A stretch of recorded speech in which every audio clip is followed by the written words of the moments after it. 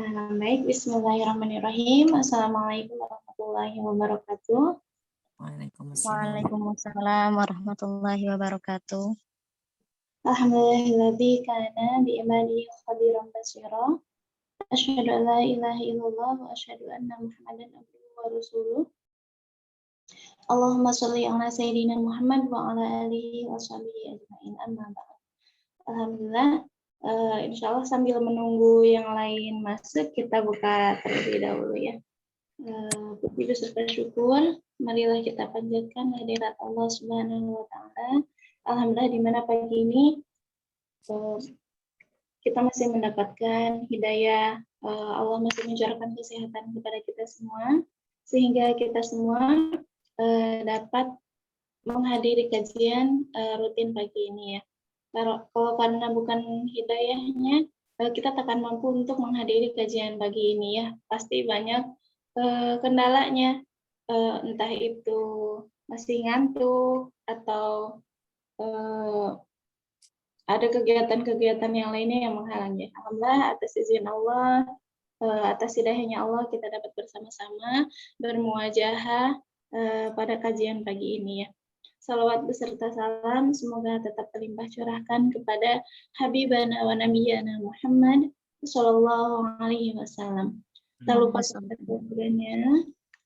kepada para sahabat-sahabatnya, kepada para tabi'innya dan sampailah kepada kita semua selaku umatnya. Yang insya Allah kita senantiasa berusaha untuk selalu taat terhadap ajarannya. Alhamdulillah yang saya hormati Umi Sarah Wulan SAG MPD selaku pengasuh Rumah Quran Al-Hafiz. Alhamdulillah beliau sudah bergabung bersama-sama kita semua ya.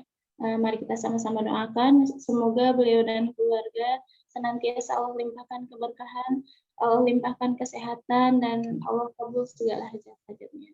Amin ya rabbal alamin. Dan tak lupa yang saya hormati dan saya sayangi peserta kajian pagi ini, baik yang belum hadir ataupun yang akan hadir atau yang sudah hadir di sini. Kita sama-sama doakan juga untuk rekan-rekan kita yang lainnya ya. Banyak sekali yang kabarnya sedang sakit atau ada yang sedang isoman juga atau ada yang sedang terkena musibah saat ini ya. Semoga Allah limpahkan kesehatan, Allah limpahkan keberkahan, Allah mudahkan urusan-urusannya. Amin ya rabbal alamin. Alhamdulillah karena waktu sudah menunjukkan pukul 05.43, mari kita sama-sama buka kajian pagi ini dengan bacaan basmalah bersama-sama. Bismillahirrahmanirrahim. Alhamdulillah untuk selanjutnya, untuk menambah keberkahan kajian kita pagi ini, tilawah Al-Quran, insya Allah akan disampaikan oleh Kayuni. Insya Allah Kayuni bisa apa Umi, pagi ini kita kajian surat apa dan ayat berapa Umi? Surat Maryam ayat 16 sampai 36. Surat keberapa Umi?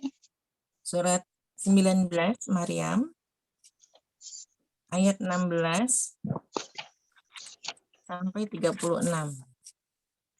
19 ayat 16. Ya, baik, ayat 16 halaman 36. 16 ya baik.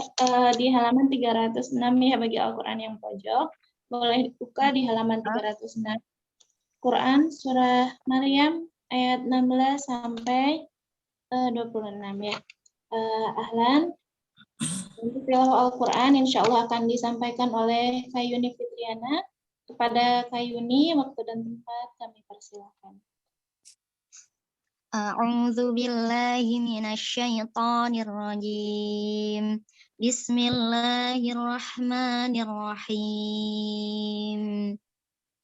Wa idzi i'tazaltumuhum wa ma ya'buduna illallaha fa'u ilal kahfi yanshur lakum ينشر لكم ربكم من رحمته ويهيئ لكم من أمركم مرفقا وترى الشمس إذا طلعت تزاور عن كهفهم ذات اليمين وإذا غربت تقرضهم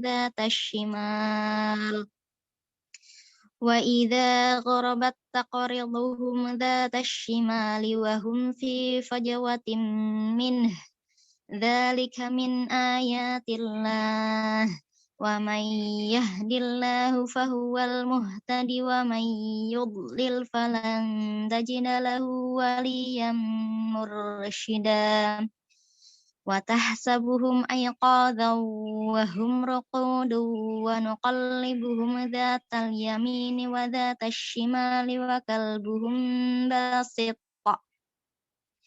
وكلبهم باسط ذراعيه بالوصيد لو اطلعت عليهم لوليت منهم فرارا ولملئت منهم رعبا وكذلك بعثناهم ليتساءلوا بينهم قال قائل منهم كم لبثتم قالوا لبثنا يوما أو بعض يوم قالوا ربكم أعلم بما لبثتم فبعثوا أحدكم بورقكم هذه إلى المدينة فلينظر أيها أزكى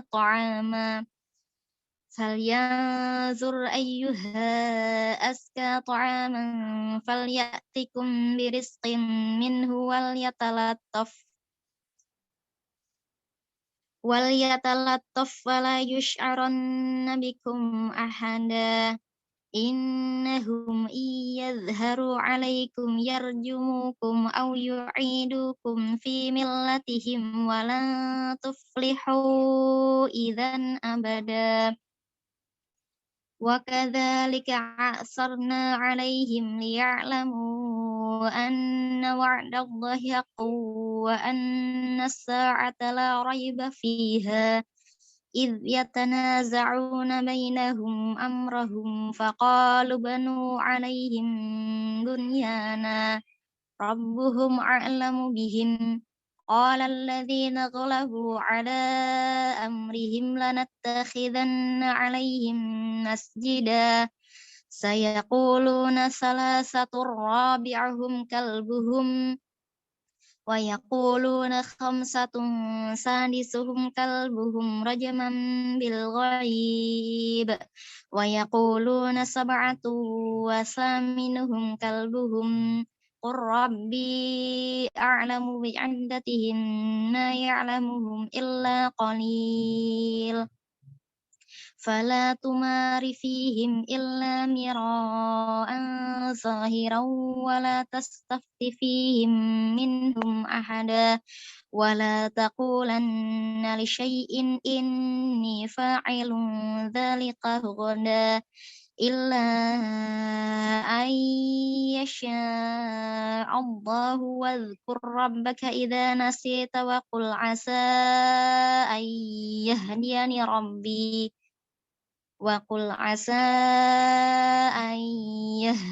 ربي لأقرب من هذا رشدا ولبثوا في كهفهم 300 سنين وازدادوا 9 Afwan, kita baca kebanyakan ya? surat Maryam. Tadi yang anti baca itu kayaknya surat Kahfi deh. Oh iya, Afwan. Gak melihat. Ulangi ya, Umi. Gak apa-apa ya. Iya. 19 ayat 16 sampai 36. Ya. Ayat 16 sampai 36 ya. Ah. Oh iya. Afwan, Umi. Ya, silakan. Bismillahirrahmanirrahim. واذكر في الكتاب مريم إذ انتبذت من أهلها مكانا شرقيا فاتخذت من دونهم حجابا فأرسلنا إليها روحنا فتمثل لها فبشرا سويا قالت إني أعوذ بالرحمن منك إن كنت تقيا قال إنما أنا رسول ربك لأهب لك غلاما زكيا قالت أنى يكون لي غلام ولم يمسسني بشر ولم أك بغيا قال كذلك قال ربك هو علي هين ولنجعله آية للناس ورحمة منا وكان أمرا مقضيا فحملته فانبتت به مكانا قصيا فأجاءها المخاض إلى جذع النخلة قالت يا ليتني مت Afwan ya. Diulangi lagi yang ayat 22.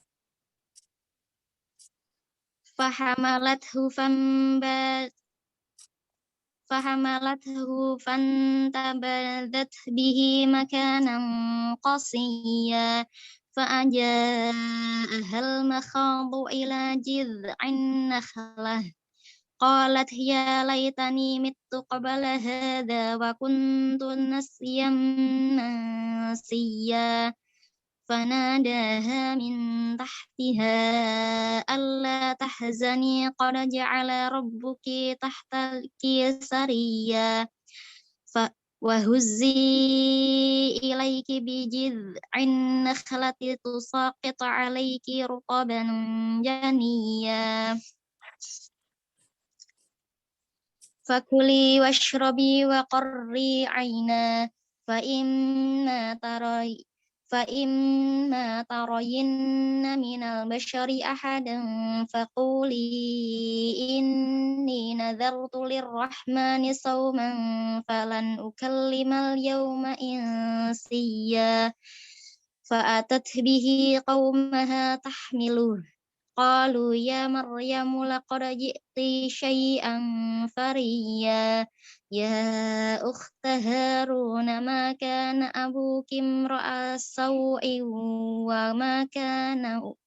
وما كانت أمك بغيا فأشارت إليه قالوا كيف نكلم من كان في المهد صبيا قال إني عبد الله آتاني الكتاب وجعلني نبيا وجعلني مباركا أينما كنت وأوصاني بالصلاة والزكاة ما دمت حيا وبرا بوالدتي ولم يجعلني جبارا شقيا والسلام علي يوم ولدت ويوم أموت ويوم أبعث حيا ذلك عيسى بن مريم قول الحق الذي فيه يمترون ما كان لله أن يتخذ من ولد سبحانه إذا قضى أمرا فإنما يقول له كن فيكون وإن الله ربي وربكم فاعبدوه هذا صراط مستقيم.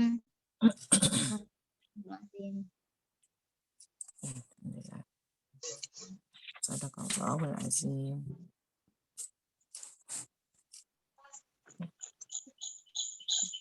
Alhamdulillah, jazakumullah khairan kepada Kak Yuni Fitriana telah membacakan ayat ayat suci Al-Qur'annya. Semoga dengan dibacakan ayat suci Al-Qur'an bisa menambah keberkahan kita pada kajian pagi ini. Alhamdulillah. Untuk selanjutnya kita cara inti, acara yang kita tunggu-tunggu bersama. Insyaallah kajian tadabbur Al-Qur'an surah Maryam ayat 16 sampai 36. Jika di Al-Qur'annya yang pojok di halaman 306 nanti sampai 307 yang insyaallah akan disampaikan oleh Umi Sarah Wulan SAG MPD selaku pengasuh Rumah Quran Al-Hafiz. Kepada beliau waktu dan tempat dengan hormat kami persilahkan. Baik ya. Bismillahirrahmanirrahim. Assalamualaikum warahmatullahi wabarakatuh. Waalaikumsalam warahmatullahi wabarakatuh. Alhamdulillahirabbil alamin. Wa bihi nasta'in ala umurid dunya waddin. Wassalatu wassalamu ala asyrafil anbiya'i wal mursalin. Habibina wa sayyidina Muhammadin sallallahu alaihi wasallam. Alhamdulillah ya akhwati fillah. Hari ini kita masih bisa bertemu kembali dengan Zoom ini alhamdulillah ya, dengan semua nikmat yang Allah berikan kepada kita semua, nikmat iman yang utama, nikmat Islam ya, nikmat bisa beribadah ya, sholat qiyamul lail, sholat subuh, bisa bertilawah, kemudian juga nikmat utamanya bisa bangun pagi ya pada hari ini. Kemudian ya begitu banyak nikmat yang Allah berikan kepada kita semua pada hari ini. Nikmat sehat ya, nikmat masih ada keluarga di rumah ya, masih bisa bersama keluarga di rumah. Alhamdulillah, alhamdulillah, alhamdulillah. Ya, tidak bisa kita sebutkan semua nikmat Allah yang banyak ya, dan terus saja kita sibuk ya memikirkan nikmat-nikmat Allah yang banyak itu agar kita jauh dari mengeluh ya, atau kita jauh dari kufur nikmat ya, nauzubillah min dzalik. Baik ya, syukuran jazakillah khair. Tadi sudah dibacakan surat Maryam ayat 16 sampai 36 ya.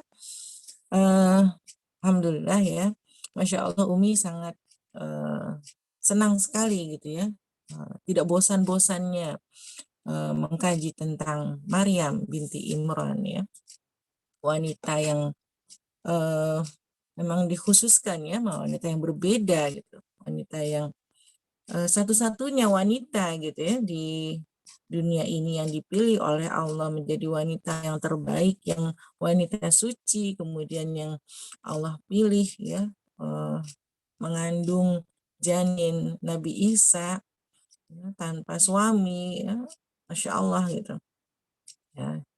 Tentunya Maryam bukan seorang wanita yang biasa begitu ya, sehingga kita perlu meneladaninya gitu, perlu meneladaninya ya, dan bagaimana seorang Maryam itu memiliki kekuatan yang luar biasa gitu. Kekuatan keimanan ya, kekuatan fisik ya, kekuatan mental ya, kekuatan mentalnya juga luar biasa gitu. Dan kita bisa mencontoh ya, kita berharap kita belajar, kita mengkaji, kemudian kita mengingat-ingat kembali ya bagaimana Maryam binti Imran ya menerima semua takdirnya ya, menjalani semua takdirnya ya, yang tentunya suatu takdir yang berat ya. Kalau mungkin kalau seorang wanita biasa yang imannya lemah ya, maka lisannya hanya akan penuh dengan keluh kesah gitu ya. Tapi Masya Allah Maryam binti Imran itu luar biasa ya. Maryam binti Imran ini merupakan putri dari Hannah ya, Hannah istri dari Imran ya, Hannah binti Fakud ya, dan dalam kisahnya, dalam ceritanya itu Hannah binti Fakud juga merupakan seorang wanita yang ahli ibadah gitu. Ya, yang tidak bosan-bosan ya, tidak jemu-jemu memohon kepada Allah ya untuk dikaruniai seorang anak ya. Sampai beliau tua gitu ya, sampai beliau tua ya. Jadi tidak pernah bosan untuk meminta kepada Allah ya, berharap kepada Allah ya.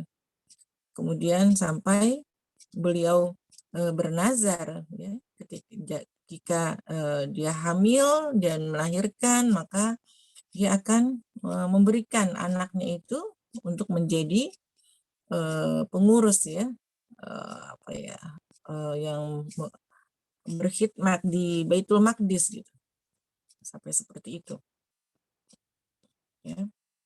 Dan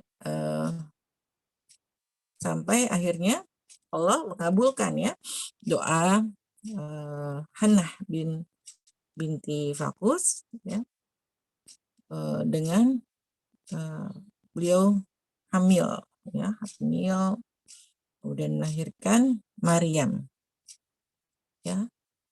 Dan Maryam lahir ya dalam keadaan yatim ya, karena Maryam lahir, Imran sudah meninggal ya.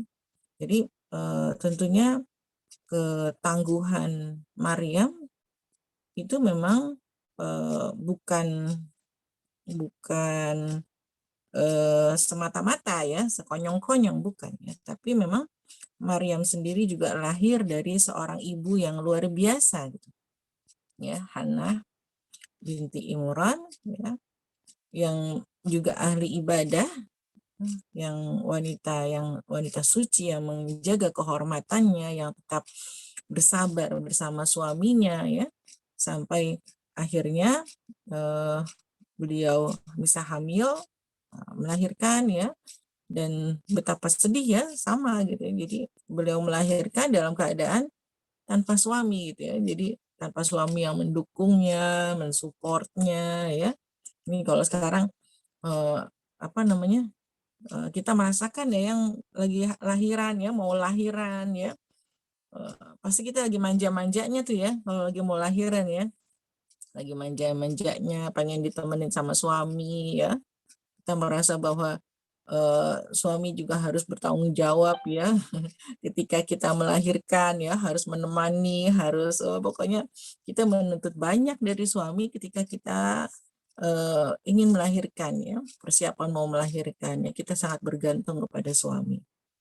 Tapi kita lihat di sini Ibunda Maryam pun ya, ketika melahirkan Maryam itu seorang diri tanpa suami ya, tanpa suami. Jadi Maryam juga memang sudah mewarisi ketangguhan ibu ya, ketangguhan Ibu Hannah ya.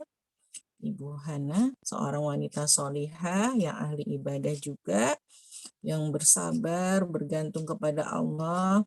Kemudian ketika hamil ya, beliau bernazarkan memberi anak yang dikandungnya itu untuk Baitul Maqdis ya.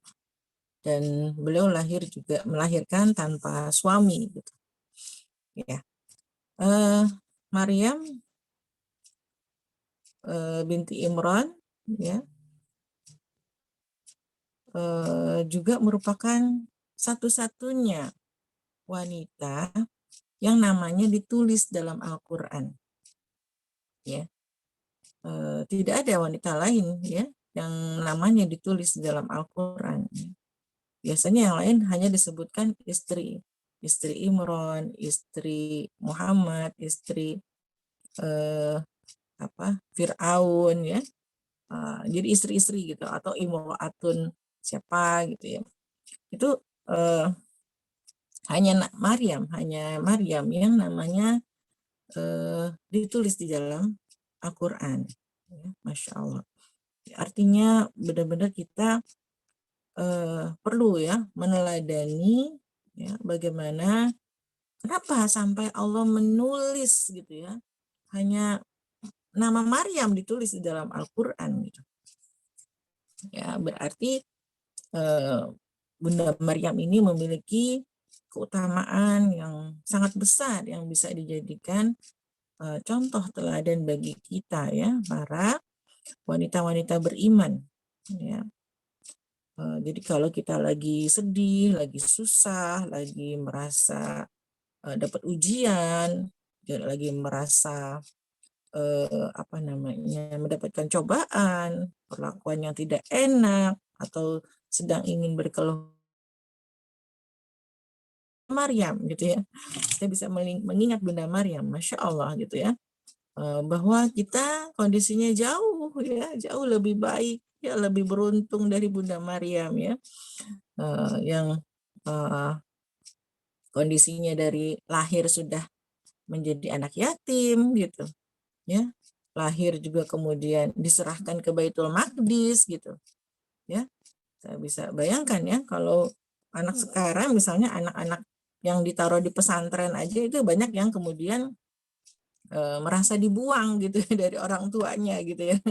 Kalau anak-anak sekarang kan ya merasa dibuang oleh orang tuanya. Tapi kita lihat ya bagaimana Bunda Maryam itu menjalani itu semua ya, terlahir dalam keadaan yatim ya, kemudian juga diserahkan ke Baitul Maqdis ya, sehingga kemudian juga untuk memilih siapa yang akan merawatnya juga dia terima aja gitu, dari kecil dia terima aja, nggak bisa milih gitu ya, karena Bunda Maryam diperebutkan oleh para pendeta di Baitul Maqdis pada saat itu ya, dan para pendeta itu mereka membuat permainan ya dengan melempar pensil ke sungai gitu ya. Kalau pensilnya ngapung, berarti dia yang berhak merawat Maryam ya. Dan ternyata pensil yang ngapung itu adalah pensilnya Nabi Zakaria ya, yang kemudian merawat Bunda Maryam. Nah, itu kalau kita memposisikan kita, coba kita sebagai wanita memposisikan kita sebagai Bunda Maryam ya. Terlahir dalam keadaan yatim ya, kemudian sudah yatim kemudian diserahkan ke Baitul Maqdis ya.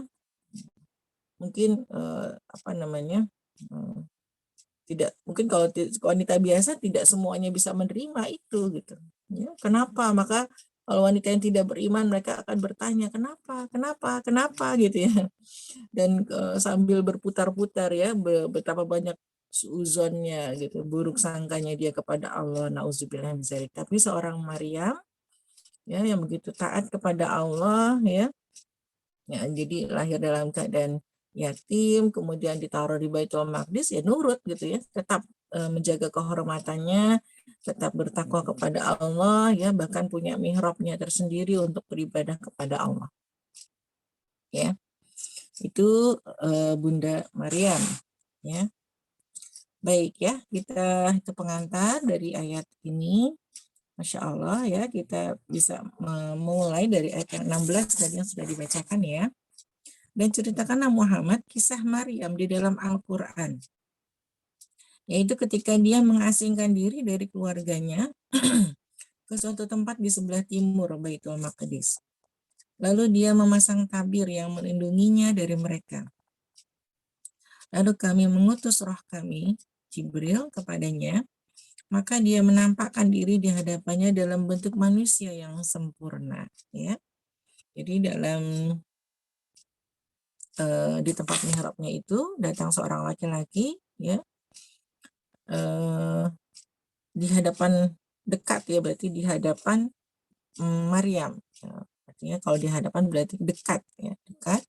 Dan hanya dua laki-laki yang bisa dekat dengan pernah dekat dengan Bunda Maryam. Yang pertama adalah Nabi Zakaria, dan ini adalah laki-laki kedua ya, laki-laki kedua yaitu malaikat Jibril yang bentuknya laki-laki yang sempurna gitu. Kemudian Maryam berkata, sungguh aku berlindung kepada Tuhan yang Maha Pengasih terhadapmu jika engkau orang yang bertakwa ya. Jadi karena Maryam begitu menjaga kehormatannya ya, jadi kan takut ya, melihat laki-laki takut ya, nggak bisa. Kalau wanita solihah itu bukan wanita yang senang dekat dengan laki-laki lawan jenis yang bukan mahramnya gitu ya, bukan dan kalau wanita yang imannya kurang itu ketika dipuji oleh laki-laki dia akan merasa senang, akan merasa bangga ya. Kalau didekati oleh banyak laki-laki yang menyukainya, yang membincangkannya ya. Kalau wanita yang imannya kurang itu mereka senang gitu ya. Apalagi kalau dideketin gitu ya, dideketin sama laki-laki yang mungkin kalau bahasa sekarang naksir gitu ya, atau suka gitu ya, dikejar-kejar sama laki-laki, diajakin pacaran misalnya. Itu kalau wanita yang lemah imannya itu akan merasa senang gitu ya. Tapi kalau wanita solihah gitu ya, seperti Bunda Maryam ya, baru ketemu kan, melihat sosok laki-laki saja sudah berlindung kepada Allah ya, takut gitu. Takut ya, berlindung kepada Allah karena Bunda Maryam sangat menjaga kehormatannya. Dan dia Jibril berkata, sesungguhnya aku hanyalah utusan Tuhanmu untuk menyampaikan anugerah kepadamu seorang anak laki-laki yang suci. Ya. Jadi di situ Jibril menyampaikan ya tugasnya dari Allah ya untuk meniupkan ruh ya ke dalam rahim Bunda Maryam, Insya Allah ya. Ini bisa nah kemudian Maryam merespon dengan respon wanita biasa ya, sama seperti kita gitu. Mana mungkin gitu ya. Di dalam ayat yang selanjutnya Maryam berkata, bagaimana mungkin aku mempunyai anak laki-laki padahal tidak pernah ada orang laki-laki yang menyentuhku dan aku bukan seorang pezina. Ya, situ Maryam juga kemudian mana mungkin gitu ya. Aku akan memiliki seorang bayi laki-laki gitu. Udah jelas ya, bayi yang mau dititipkan itu laki-laki ya. Jadi nggak perlu USG lagi gitu ya. Kalau sekarang kan kita hamil masih belum jelas gitu, pengen tahu USG dulu gitu ya.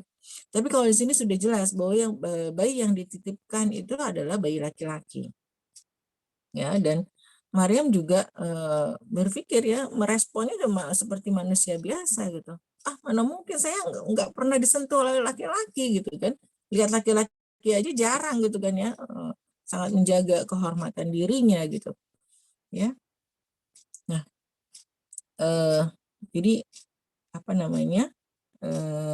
Maryam juga meresponnya dengan apa ya? Ya suatu hal terkejut ya, ada berbagai macam rasa ya, berbagai macam rasa gitu.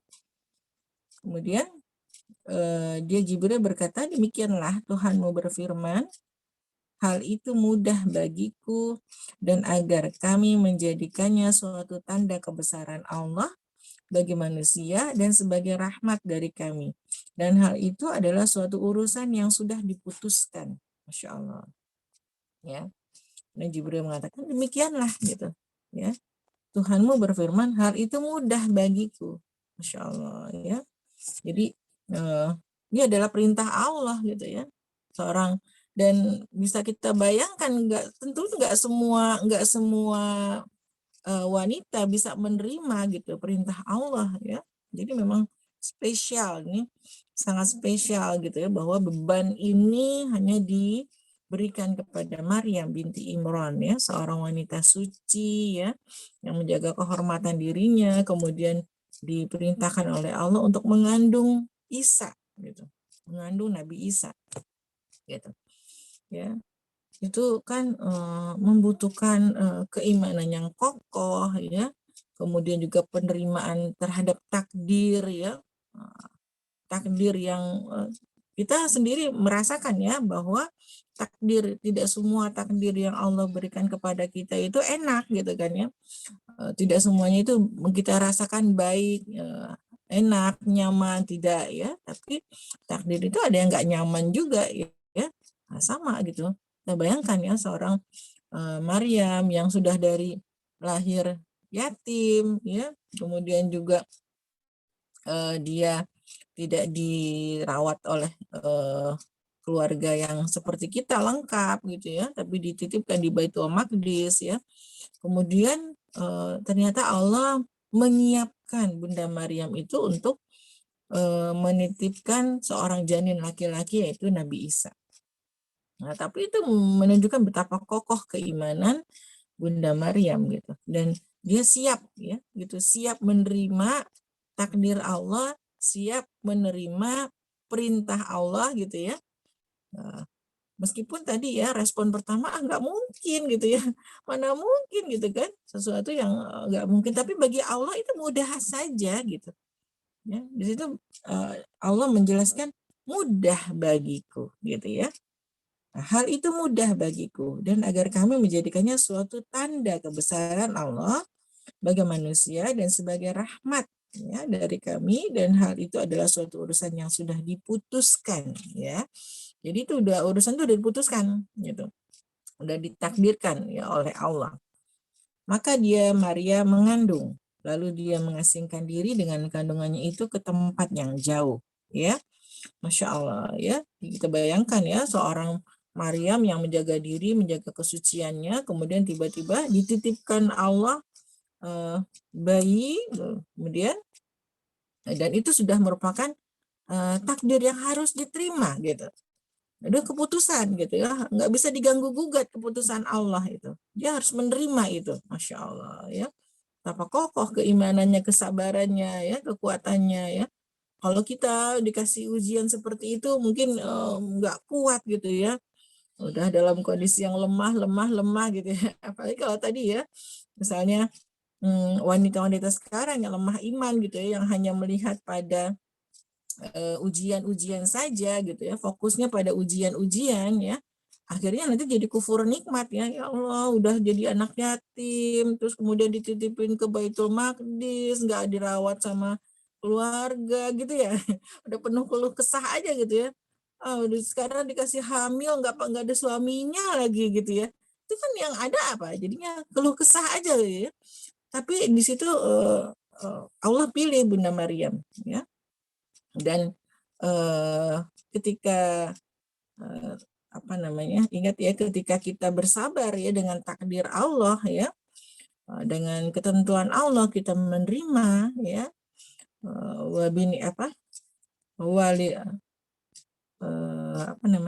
ketika kita bersabar ya dengan ketentuan Allah ya, maka Allah akan memberikan kompensasi yang banyak. Ya, Allah akan memberikan kemudahan-kemudahan rahmat ya, dan kasih sayangnya itu banyak gitu, bantuan-bantuannya ya, asalkan kita mau menerima ya.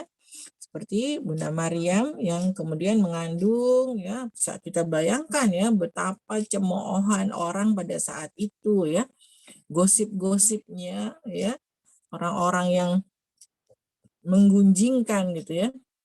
Nah, seorang Maryam katanya wanita suci, tapi kok bisa hamil ya? Karena semuanya pasti sama ya, responnya juga sama dengan Bunda Maryam yang ketika pertama kali mau dikasih bayi, responnya juga sama. Mana mungkin gitu ya? Mana mungkin aku hamil? Aku nggak pernah disentuh laki-laki dan aku bukan pezina gitu. Sama ya pemikirannya Bunda Maryam, sama dengan pemikiran manusia biasa gitu. Nah, dikasih ujian seperti itu ya. Dan ujian bagi sekelilingnya ya, apakah mereka mau berhusnuzon kepada Allah ya atau tidak ya. Masa iya sih, kalau mungkin sekarang ya ibu-ibu yang suka bergibah gitu ya, pasti sudah membicarakan gitu kan ya, Maryam gitu kan bisa hamil gitu kan. Wah, pasti sudah banyak gitu ya rumor-rumor ya, berita-berita yang berkembang gitu pada saat itu.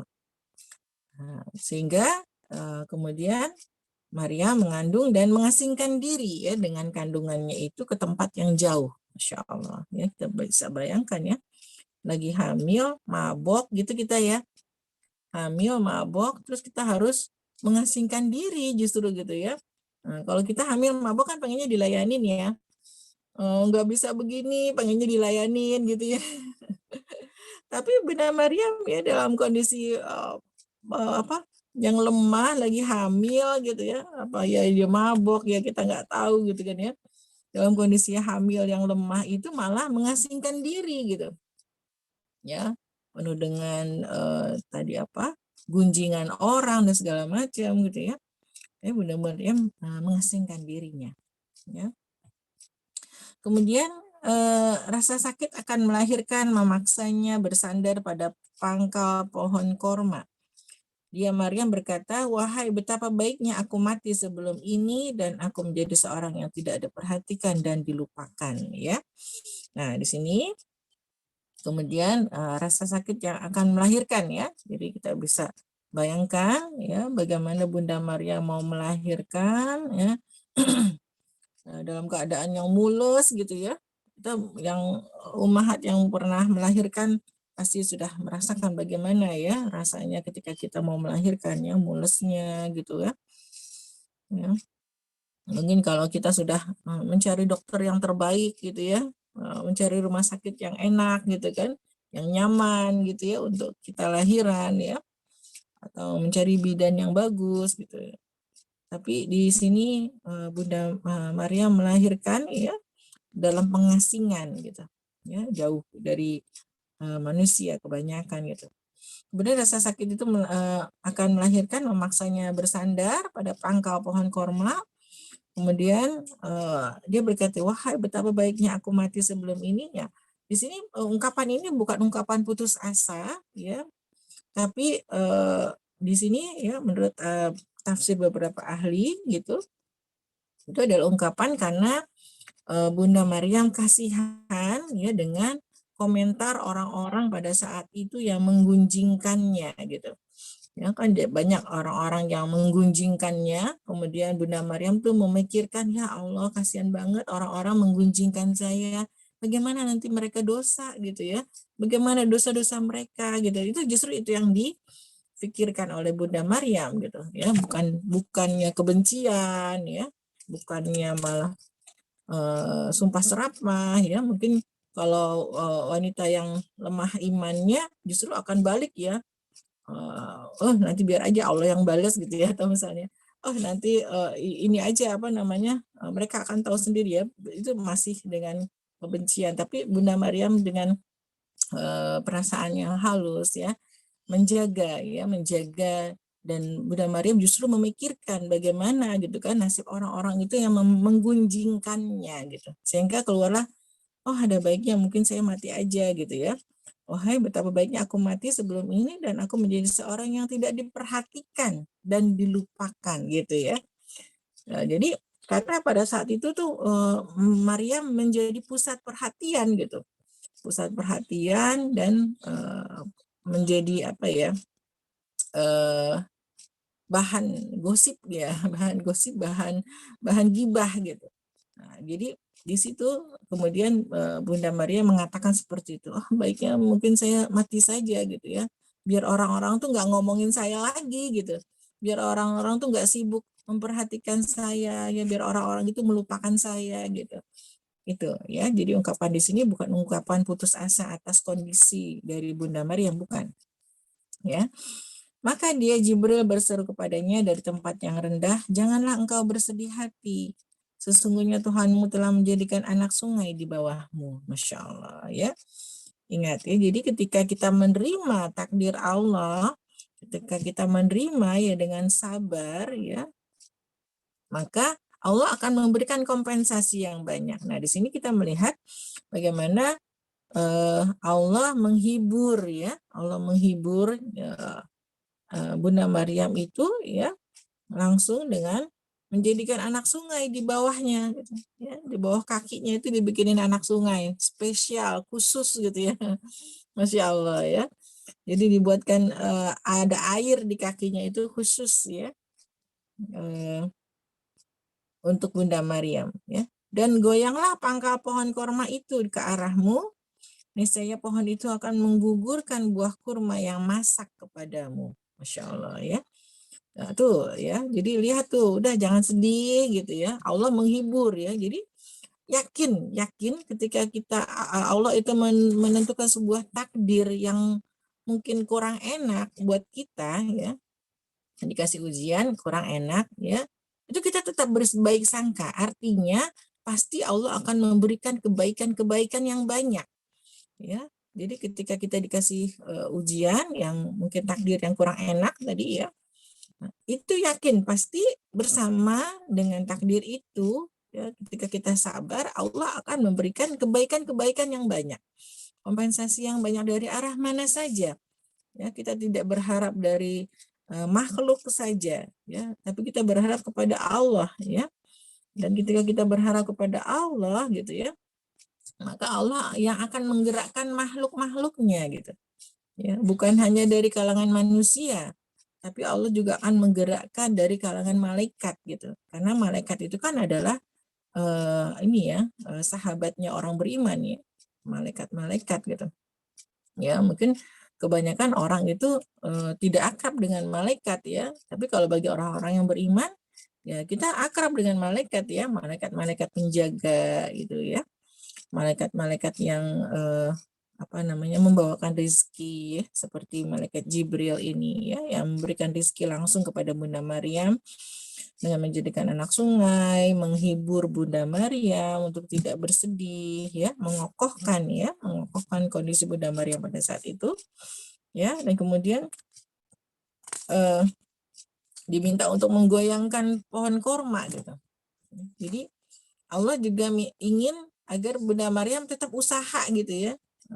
Mungkin kalau kebanyakan wanita juga lagi hamil mau melahirkan, pengennya dilayanin gitu kan ya, ambilin ini, ambilin itu ya, ada yang ngusap-ngusap, sakit gitu ya, ada yang mijitin, ada yang ini segala macam gitu ya, ketika mau melahirkan ya. Tapi di sini Bunda Maryam justru diminta untuk menggoyangkan pohon korma gitu. Jadi Allah juga tidak langsung memberikan korma itu ya, seperti halnya ketika Maryam di dalam mihrabnya ya. Ketika Bunda Maryam di dalam mihrabnya justru ada makan buahan gitu kan, tiba-tiba ini dari mana buah-buahan ini, kan berarti kan langsung ya, instan ya, siap saji gitu. Tapi ini bisa kita bayangkan ya, kita lagi hamil, mau melahirkan, sakit, mules gitu ya. Terus kita disuruh menggoyangkan pohon korma gitu. Jadi Allah juga tidak langsung menyajikan korma itu instan tinggal dimakan, tidak, tapi tetap dikasih usaha dulu gitu. Ya Masya Allah ya, dan cuma digoyangin aja ya. Dan tentunya kita tahu ya, nggak mungkin juga orang hamil bisa menggoyangkan pohon korma yang dengan kuat gitu. Kita tahu kan pohon korma itu tinggi ya, kemudian seperti pohon kelapa gitu ya. Nah, seberapa kuat sih kita menggoyang pohon kelapa gitu ya. Pohon kelapa kan keras gitu ya, pohon korma seperti itu ya. Nah, tapi dengan izin Allah dan kalau kita nurut gitu ya, korma itu akan jatuh gitu. Tapi kalau misalnya tadi Bunda Maryam nggak nurut gitu kan ya, ya mungkin kormanya nggak bisa dapat gitu ya. Baik ya, itu juga diberikan ya, kemudahan itu juga diberikan kepada Bunda Hajar ya. Di mana Bunda Hajar ikhtiarnya di Sofa dan Marwa ya, tapi rezekinya keluarnya di kaki Ismail gitu ya. Maka itu Masya Allah ya, kita jangan terpaku dengan usaha ya. Kadang manusia itu terpaku pada usaha. Misalnya gini, kalau saya sudah berusaha baik maksimal, tapi ternyata hasilnya nggak sesuai dengan yang kita inginkan gitu ya. Nah ini perlu ya kita ketahui bahwa usaha itu kita memiliki pahala. Kalau masalah hasil itu adalah ketentuan Allah. Kadang kita usahanya cuma sedikit ya, tapi kalau Allah ingin memberikan kita banyak gitu kan ya, ya udah banyak gitu, dapatnya banyak ya. Betapa banyak orang yang udah kerja keras gitu ya, pengen usaha hasil yang besar ya, tapi kalau memang sudah Allah takdirkan segitu ya sudah segitu saja gitu. Ya, jadi masalah hasil itu adalah dari ketentuan Allah ya, sebagaimana tadi Bunda Hajar yang berusaha keras ya, lari dari Sofa Marwa ya, dalam keadaan haus, panas terik ya, kemudian Bunda Hajar itu lari ya sampai 7 kali gitu kan ya, tapi ternyata rezekinya itu keluar di kaki Ismail yang cuma menghentak-hentakan kakinya, ya berapa keras sih hentakan anak bayi gitu ya. Hentakan bayi di kaki Ismail disuruh keluarnya gitu. Nggak digali nggak gitu. Cuma nangis ya keluar air zam-zam di situ. Ya. Jadi Allah ingin kita usaha dulu. Allah akan melihat usaha-usaha kita dan Allah tidak akan menyia-nyiakan ya, setiap usaha kita itu pasti ada balasan pahala di sisi Allah. Ya. Baik. Maka makan, minum, dan bersenang hatilah engkau. Jika engkau melihat seseorang, maka katakanlah, sesungguhnya aku telah bernazar, berpuasa untuk Tuhan yang Maha Pengasih, maka aku tidak akan berbicara dengan siapapun pada hari ini. Ya. Nah, di sini disuruh untuk makan, minum, ya, makan, minum, bersenang hatilah, ya, dihibur ya dengan malaikat Jibril pada saat itu. Ya, disuruh makan, disuruh minum, ya, kemudian bersenang hatilah, senang gitu, ya, dan disuruh puasa bicara, ya, puasa bicara pada hari itu. Nah, baik ya, di ayat yang ke-27, kemudian dia Maria membawa dia bayi itu kepada kaumnya dengan menggendongnya. Ya, mereka kaumnya berkata, "Wahai Maryam, sungguh engkau telah membawa sesuatu yang sangat munkar." Ya, wahai saudara perempuan Harun, ya Maryam, ayahmu bukan seorang yang buruk perangai dan ibumu bukan seorang perempuan pezina. Ya, kita bisa lihat ya bagaimana ini ucapan-ucapan yang menyakitkan itu diabadikan oleh Allah di dalam Al-Quran gitu ya, ucapan-ucapan masyarakat pada saat itu gitu yang dilontarkan kepada Maryam ya. Maka dia Maryam menunjuk kepada anaknya. Mereka berkata, ya, bagaimana kami akan berbicara dengan anak kecil yang masih dalam ayunan? Ya.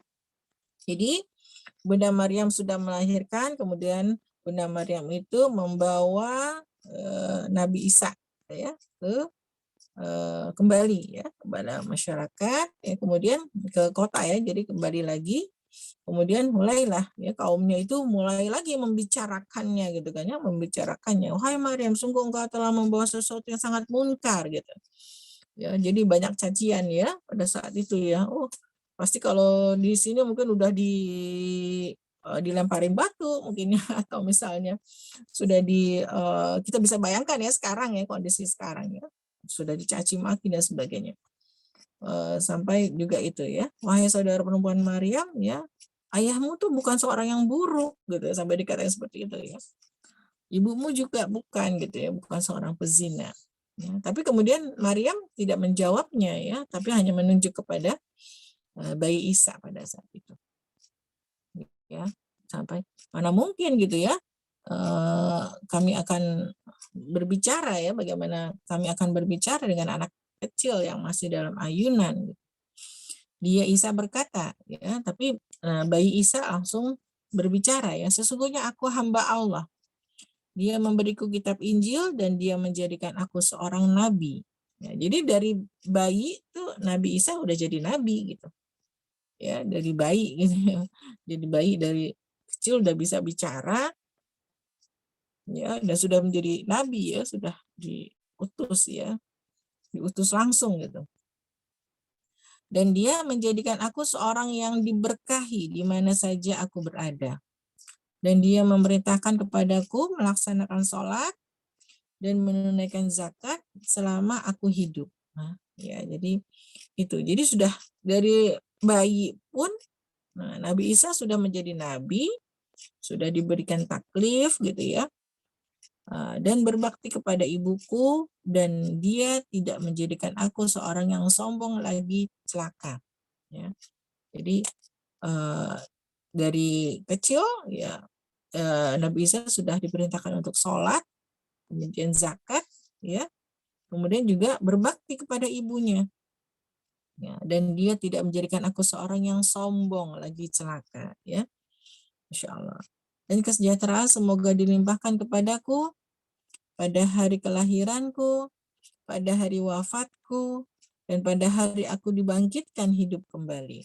Ya, Insya Allah ini juga Nabi Isa memiliki kemuliaan, keutamaan yang banyak gitu ya. Ya, diberkahi Allah ya, diberikan kesejahteraan ya dari lahir, wafat ya, sampai kemudian nanti dihidupkan kembali ya. Itulah Isa putra Maryam yang mengatakan perkataan yang benar yang mereka ragukan kebenarannya. Tidak patut bagi Allah mempunyai anak. Maha suci Dia. Apabila Dia hendak menetapkan sesuatu, maka Dia hanya berkata kepadanya, jadilah, maka jadilah sesuatu itu. Isa berkata, dan sesungguhnya Allah itu Tuhanku dan Tuhanmu, maka sembahlah Dia. Ini adalah jalan yang lurus ya. Insya Allah. Jadi begitu banyak yang bisa kita teladani dari Bunda Maryam ya, bagaimana keimanannya yang kokoh, ketaatannya kepada Allah ya, baktinya kepada orang tua ya. Kemudian juga keikhlasannya menerima takdir ya, tetap berbaik sangka kepada Allah ya, sehingga Allah memberikan kompensasi yang banyak, karunia yang banyak ya, dihibur langsung oleh malaikat Jibril gitu ya. Mungkin kalau tidak, tentunya memang tidak bisa ya, tidak semua wanita mungkin bisa menerima ya, kondisi itu ya, hanya Maryam yang bisa menerima kondisi itu ya, takdir yang sangat berat tentunya kalau diukur dengan kita ya, wanita biasa yang mungkin lemah ya, yang tadi ya banyak berkeluh kesahnya, yang manja gitu ya, inginnya dilayanin ya, menuntut suaminya banyak gitu kan ya. Kita bisa melihat kepada Bunda Maryam yang nggak bersuami gitu ya, tapi tetap bergantungnya itu hanya kepada Allah ya. Mungkin semoga kita bisa meneladani ya bagaimana perjuangan ya, pengorbanan ya, dan bagaimana Bunda Maryam menjalani setiap takdir dari Allah, dan Bunda Maryam itu mentaati semua perintah Allah. Semoga kita bisa meneladaninya ya, dan mudah-mudahan nanti di surga kita bisa ketemu ya dengan Bunda Maryam. Baik, mungkin itu yang bisa kita kaji bersama. Pagi ini silahkan kalau ada yang mau menambahkan atau mau bertanya, silahkan.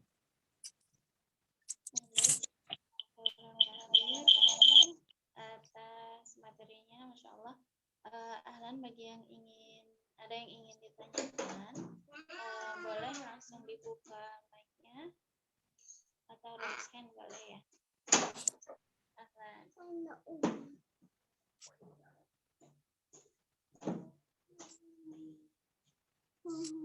Ada yang ingin ditanyakan dari peserta, silakan. Baik yang sesuai materi ataupun mungkin di luar boleh juga ya.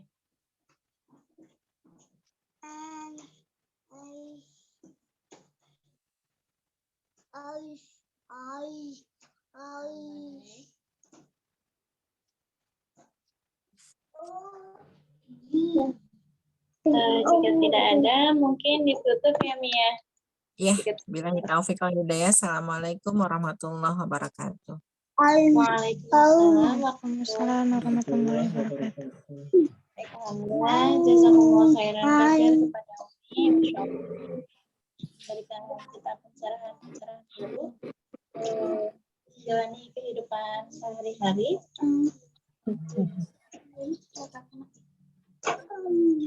Kehidupan sehari-hari luar biasa ya, ketika kita sebagai perempuan itu banyak mengeluhnya, banyak menuntutnya terhadap suami ya.